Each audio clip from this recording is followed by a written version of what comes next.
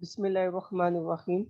My name is Muhammad Arham and I am from BS Chemistry Department. Today I tell you how we can visualize our data with the help of Matplotlib. First of all, what is Matplotlib? Matplotlib is a way through which we can convert our data into a graphical form. So for this way, we can firstly import Matplotlib by writing this syntax, and the further we can write fig x is equal to plot dot subplot and brackets. By this way, a graph will be appear, but there is no data on it. So for we can easily write our data into these axes. Firstly, we can write x dot plot settle weather month. So the first value will be represent the x-axis, and the further value will represent the y-axis. So the settle weather MLY dot average norm average temperature normal. So the by this way, when we can write this data, so the graph will be in the form of line graph. So if we want to put another data in this way, so we can write another format, but here we can simply use Austin instead of Saturn, and by this way these data will be represented here.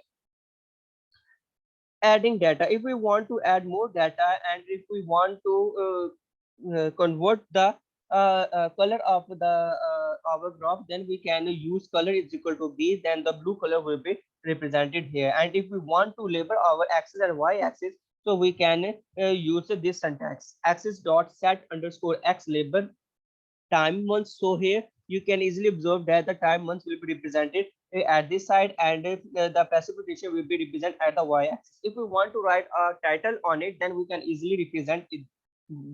We can easily use that ax dot set underscore title. Then we can easily write the name of any title. Then the title will be appear on the top of the graph. So that is another way, and in which the two lines or two data will be represented here. So the first one is carbon dioxide, that is represented blue, and the other one is a relative temperature, that is represented with red line. So that's why we can use a different type of colors, and these colors will be inserted at these points.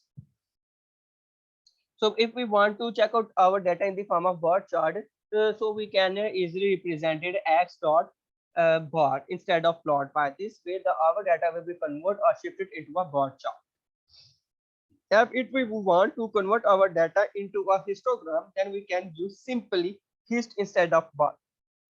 So that is my certificate that I got from Datacamp.